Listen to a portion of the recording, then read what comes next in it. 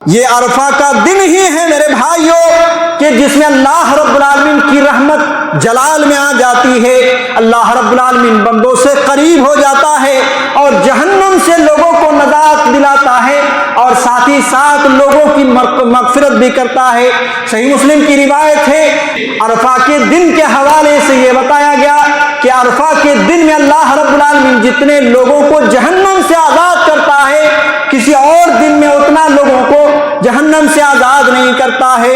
ساتھ ہی ساتھ نبی کریم صلی اللہ علیہ وسلم نے اللہ رب العالمین کے بارے میں فرمایا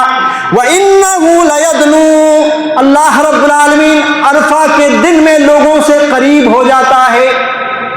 اور ساتھ ہی ساتھ کا ثُمَّ يُبَاهِي بِهِمُ الْمَلَائِكَةُ، اور پھر اللہ رب العالمین فرشتوں کے یہاں تمام لوگوں کے حوالے سے ان کے اوپر فخر کرتا ہے کہ دیکھ لو یہ میرے بندے ہیں جو مجھ پر ایمان رکھتے ہیں، مجھے رب مانتے ہیں، یہ مجھ سے سوال کر رہے ہیں، یہ مجھے دیکھے ہوئے نہیں ہیں، اگر دیکھ لیتے تو ان کا جو ہے کس طریقے سے ان کا جذبہ ہوتا۔ جو لوگ حج کے لیے جاتے ہیں ان لوگوں کو معلوم ہے کہ عرفہ کا دن کتنا اہم ترین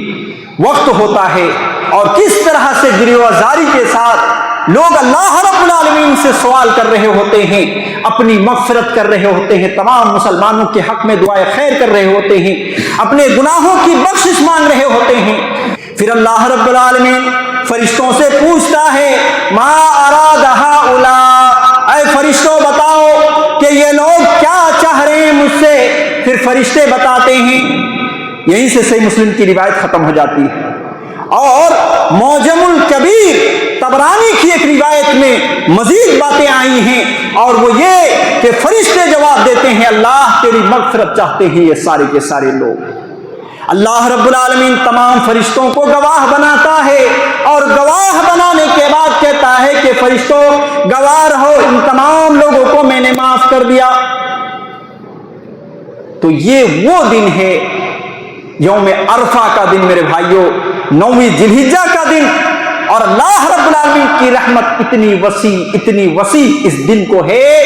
کہ جو لوگ حج کرنے کے لیے جاتے ہیں ان کی فضیلت الگ، لیکن اللہ رب العالمین نے جو لوگ حج سے محروم ہیں یا یہ کہ حج نہیں کر پائے ایسے لوگوں کو بھی محروم نہیں رکھا، بلکہ اللہ تبارک و تعالیٰ نے نبی کریم صلی اللہ علیہ وسلم کو رہنمائی کی کہ اے نبی آپ کہہ دو سیام یوم عرفہ احتسب علی اللہ ان یکفر السنہ التی قبلہ والسنہ التی بعدہ۔ جیسے کہ میں نے تفصیل سے بتا دیا کہ روزہ حجاج کرام کے لیے نہیں ہے، لیکن دیگر لوگوں کے لیے یوم عرفہ کا دن، 9ویں ذی الحجہ کا دن وہ دن ہے کہ جس میں وہ روزہ رکھیں گے۔ اللہ کے نبی علیہ الصلوۃ والسلام سے رہنمائی کرائی گئی کہ جو بندے بھی عرفہ کے دن کا روزہ رکھیں گے اس کے 1 سال پہلے کے اور 1 سال بعد کے گناہ اللہ رب العالمین معاف کر دے گا۔ تو یہ اتنا عظیم دن ہے کہ اللہ رب العالمین جہاں حجاج کرام کو بھی بخش دیتا ہے، ان کی مغفرت فرماتا ہے، اور وہیں پر دیگر تمام لوگ جو حج کو نہیں گئے ہوئے ہیں اور اللہ رب العالمین کی خوشنودی کے لیے یوم عرفہ کا روزہ رکھتے ہیں، تو ایسی صورت میں اللہ رب العالمین 2 سال کے گناہ کو معاف کرنے کا اعلان کیا ہے۔